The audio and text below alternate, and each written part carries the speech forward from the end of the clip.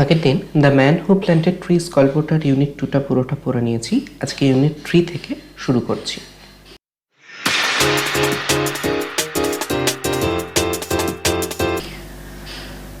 Before going out the next day, পরের দিন বাইরে যাবার আগে, হি বলতে কে না সেই মেষপালক, soaked in a bucket of water the acorns that he had so carefully chosen and counted. তিনি কি করলেন, যে সেই ওক ফলগুলো তিনি বহু যত্ন করে বেছে রেখেছিলেন এবং গুনে রেখেছিলেন 100টা, সেই ওক ফলগুলোকে একটা জলের বালতির মধ্যে ভিজিয়ে দিলেন। সোক মানে ভিজিয়ে দেওয়া।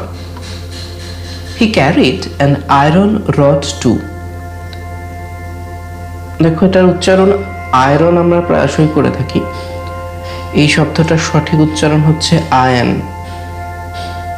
কিংবা যদি আরের উচ্চারণ তোমাদের করতেও হয় তাহলে আয়রন এরমভাবে করতে হবে। আয়রন শব্দটার উচ্চারণ নয়, ঠিক আছে, উচ্চারণটা iron. He carried an iron rod too, সঙ্গে তিনি একটা লোহার দণ্ডও নিয়েছিলেন। অ্যাজ এ ওয়াকিং স্টিক, হাঁটার একটা মানে চলতে সাহায্য করবে এরকম একটা দণ্ড হিসেবে। যারা বয়সে বৃদ্ধ হয়ে গেছেন তারা দেখবেন একটা দণ্ডের সাহায্য, কাঠের লাঠির সাহায্যে চলেন, সেই রকমই। কিন্তু মেষপালক হয়তো এর সাহায্যে চলবে না, দেখা যাক সে কী করে। He invited me to come along with him. মেষপালক লেখককে আমন্ত্রণ জানিয়েছিলেন যে তার সাথে আসতে। ইনভাইট মানে হচ্ছে আমন্ত্রণ জানানো। Having arrived at the place he had been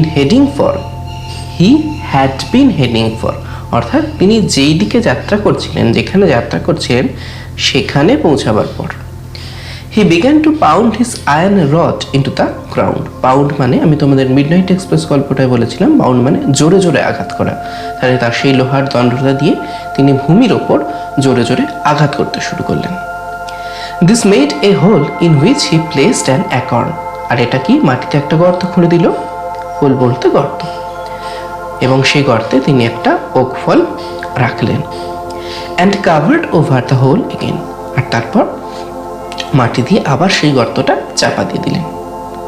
he was planting oak trees, অর্থাৎ এই যে গল্পটা, প্রথমে মাটি খোঁড়া, তারপরে একটা ফল বা একটা বীজ সেই মাটির মধ্যে দেওয়া, তারপরে তাকে মাটি চাপা দেওয়া। এর মাধ্যমে কি বোঝায় যে তিনি বীজ রোপণ করলেন। আর কিসের বীজ? ওক গাছের বীজ তিনি আর কি মাটিতে পুঁতছিলেন। In this way, he planted his 100 acorns with great care. আর এইভাবে তিনি তার ওই যে 100টা ওক ফল সেটা খুব যত্ন সহকারে রোপণ করলেন। He told me that for 3 years now he had been planting trees in this solitary way. He told me that, সে আমায় বলল, for 3 years, 3 বছর ধরে, এখনো অবধি 3 বছর ধরে, for 3 years now. He had been planting, তিনি পুঁতে যাচ্ছেন গাছ, in this solitary way. Solitary বলতে একা ভাবে তিনি 3 বছর ধরে গাছ পুঁতে যাচ্ছেন। He had planted 100,000, তিনি 100 শত সহস্র মানে 100 শত হাজার গাছ পুঁতেছিলেন। Of these 100,000, 20,000 had come up. আর সেই 100 শত সহস্র গাছের মধ্যে 20,000টা গাছ ভালোভাবে বেড়ে উঠেছিল। এবার বলবে বাকি বীজগুলোর কি হলো? সব বীজ থেকে গাছ হয় না। কোনো বীজ হয়তো ঠিক মতো জল পায়নি, কোনো বীজ হয়তো পশু পাখি এসে মাটিটা ঘেঁটে দিয়েছে, বা কোনো রকম তাদের সাথে অন্য কিছু হয়েছে, তাই সব বীজ থেকে গাছপালা বেরোয় না। It was at this moment that I began to wonder about his age. তা তিনি যে 3 বছর ধরে এরকম ধৈর্য সহকারে, যত্ন সহকারে গাছ পুঁতে যাচ্ছেন, তাই কবির মনে হলো যে এই মেষপালকের বয়স কত হতে পারে। কবি না, লেখকের মনে হলো। হি ওয়াজ ক্লিয়ারলি মোর দ্যান 50, তাকে দেখে তো মনে হচ্ছে তার বয়স 50-এর বেশি নিশ্চয়ই হয়েছে। 55, হি টোল্ড মি, সে মেষপালক লেখককে বললেন যে তার বয়স 55। হিজ নেম ওয়াজ ইলজার্ড বাউফিয়ার, তার নাম কি ছিল না? ইলজিয়ার্ড বাউফিয়ার। এখানে এই যে এর মাথায় এক রকমের চিহ্ন দেখছো, এরকম এর মাথায় চিহ্ন থাকলে বা যে কোনো ইংরাজি বর্ণমালার মাথায় এরকম চিহ্ন থাকলে সেটার উচ্চারণ অন্য রকমের হয়। ঠিক আছে, এই জিনিসগুলোকে বলে ফোনেটিক্স। এই চিহ্ন সহকারী যে ওয়ার্ড অ্যালফাবেটগুলো, এগুলোকে বলে ফোনেটিক্স। সাধারণত অন্য কোনো ভাষার উচ্চারণ ইংরাজিতে করতে গেলে এরকম ফোনেটিক্স দিয়ে লেখা হয়। বাংলাতেও ফোনেটিক্সের অনেক রকম উদাহরণ আছে। যেমন ধরো, বর্গীয় জয়ের তলায় আমরা যদি একটা ডট দিয়ে দিই, সেটা জল, মানে জলের তলায় ওই বর্গীয় জয়ের যদি তলায় জ দিয়ে দাও, সেটা জল হয়ে যাবে। বাংলা বর্ণমালায় তো জেড শব্দটা নেই, তাই জয়ের তলায় ডট দিয়ে জেডের মতো করে উচ্চারণ করা হয়, এটাই phonetics. He had owned a farm in the plains. তার সমভূমিতে একটা খামার বাড়ি ছিল। খামার বাড়ির অর্থ আমি বুঝিয়ে দিয়েছি তোমাদের টেলস অফ চাইল্ডহুড গল্পটায়। খামার বাড়ি বলতে যেখানে আর কি চাষিরা খাদ্যশস্য সংগ্রহ করে রাখে, কখনো কখনো পশুপালনও করা হয় সেখানে। Where he lived most of his life, যেখানে সেই খামার বাড়িতে, এবং খামার মানে চাষবাস করি, এই মেষপালক তার জীবনের বেশিরভাগ সময়টা কাটিয়েছিলেন। কিন্তু এখন হঠাৎ তিনি তাহলে এরকম গাছ পোতার প্রতি হয়েছেন কেন? চাষবাসই তো করতে পারতেন। He had lost his only son, তিনি তার একমাত্র ছেলেকে হারিয়েছেন। অ্যান্ড দেন হিজ ওয়াইফ, এবং তারপর তার স্ত্রীও মারা গেছে। He had retired into this solitude, তাই জন্য তার হয়তো তিনি হয়তো ছেলে আর তার স্ত্রীর সাথে চাষবাস করতেন, কিংবা ছেলের সাথে চাষবাস করতেন, স্ত্রী তার দৈনন্দিন কাজে সাহায্য করত। এখন যেহেতু তারা মারা গেছে, তার হয়তো অত চাষবাস করতে ভালো লাগে না বা সেখানে মন বসে না, তাই জন্য তিনি একাকী অবস্থা বেছে নিয়েছেন। রিটায়ার্ড মানে কোনো কাজ থেকে কোনো কাজ ছেড়ে দেওয়া এরকম, বা বয়স হয়ে গেলে লোকে রিটায়ার করে নেয়, এরকম প্রচলিত শব্দ আছে। হোয়ার হি টুক প্লেজার ইন লিভিং স্লোলি, এবং তারপর তিনি ধীরে ধীরে জীবনকে উপভোগ করার যে আনন্দ সেইটা। দেখো, আমরা যখন অনেকের মধ্যে থাকি তখন একটা ছটফটানি আমাদের মধ্যে থাকে যে এই দিন ওইটা করতে হবে, ওই দিন ওটা করতে হবে, ওর ওই কাজটা আমাকে করে দিতে হবে।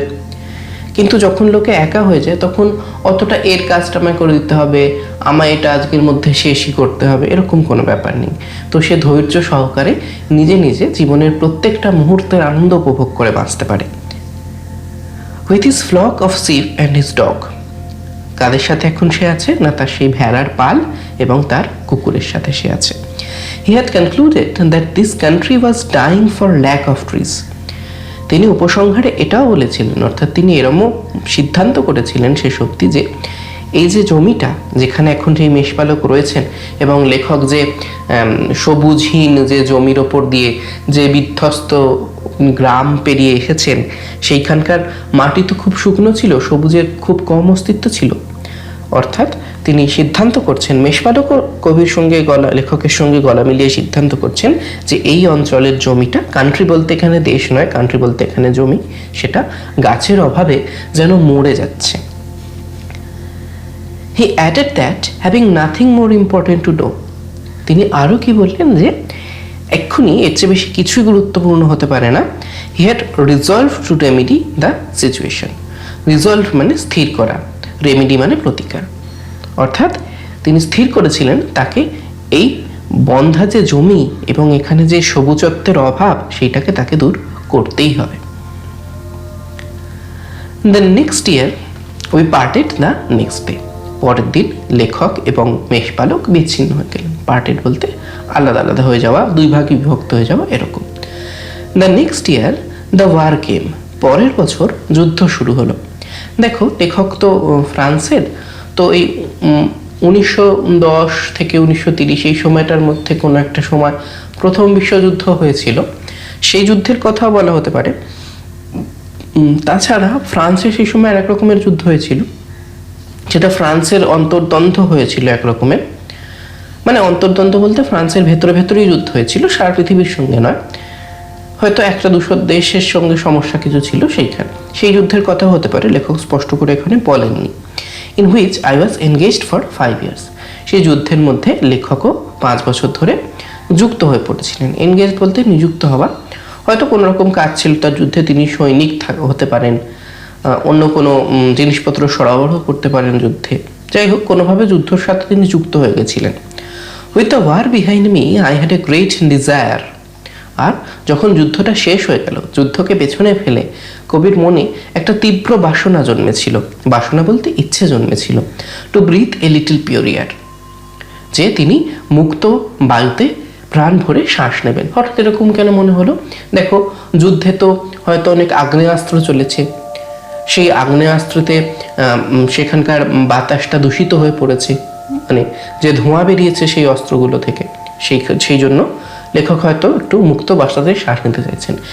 কিংবা এটাও মানে হতে পারে যে যুদ্ধের প্রচণ্ড হানাহানিতে, যুদ্ধের হিংসায়, যুদ্ধের মারাত্মকতায় কবির মন যেন নিজে থেকেই মানে কেমন একটা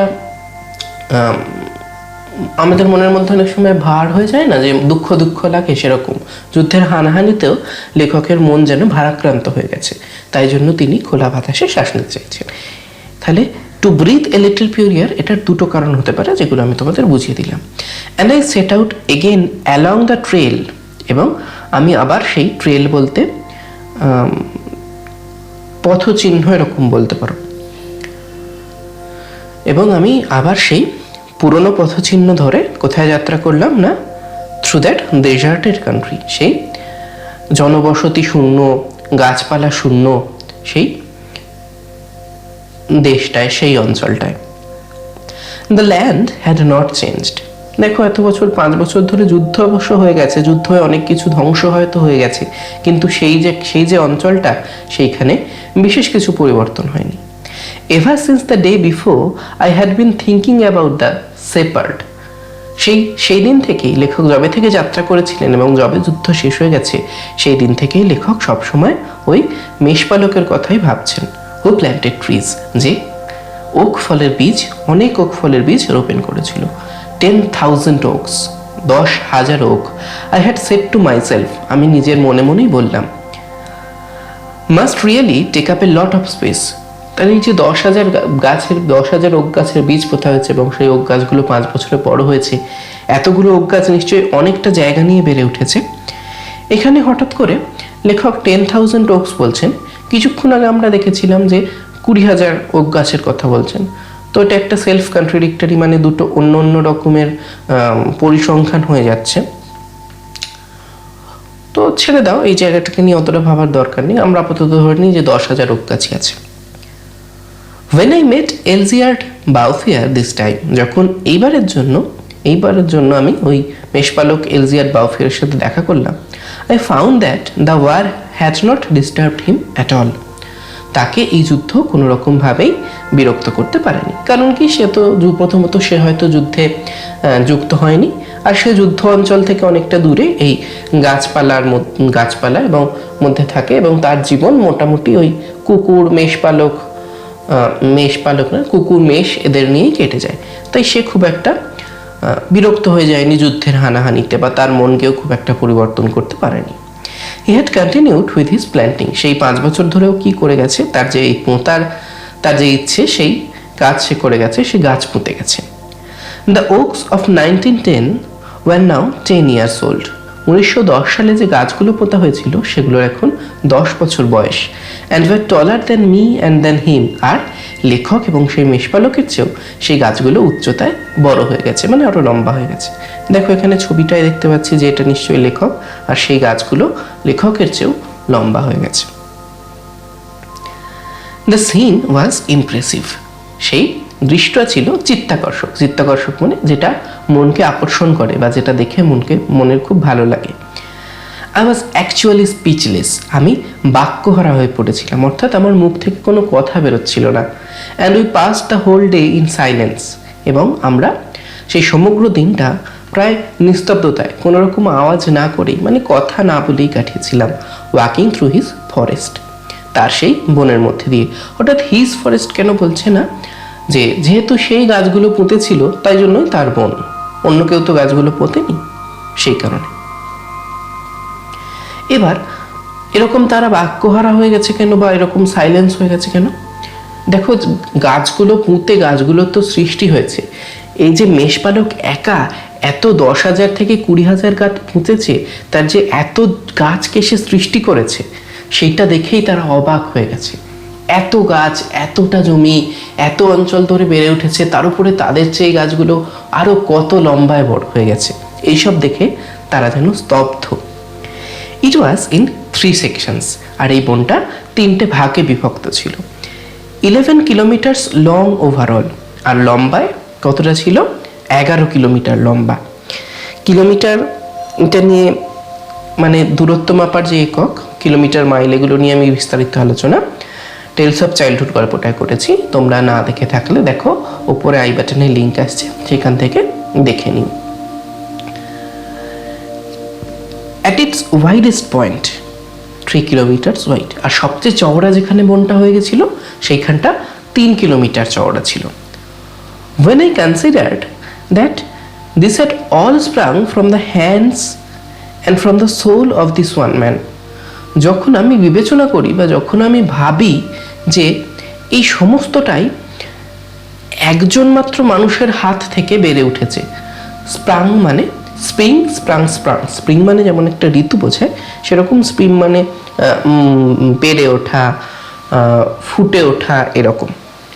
এবং শুধুমাত্র একজন মানুষের আত্মার সহায়তায় তারা বৃদ্ধিপ্রাপ্ত হয়েছে, উইদাউট টেকনিক্যাল এইডস, কোনো রকম প্রযুক্তিগত সাহায্য ছাড়াই। এইডস বলতে সাহায্য। ইট স্ট্রাক মি দ্যাট, এটা আমার মনে বেশ ভালো রকমের আঘাত করে, that men could be as effective as God, মানুষ ঈশ্বরের মতো সক্রিয় হতে পারে in domains other than destruction, সেই সব ক্ষেত্রে। কোন ক্ষেত্রগুলো ছাড়া? আদার দ্যান ডিস্ট্রাকশন, ধ্বংস ছাড়াও। অর্থাৎ এই লাইনটা বেশ বড়, আমি এটার মানেটা এই যে হোয়েন থেকে ডিস্ট্রাকশন অবধি আরেকবার বলে দিচ্ছি।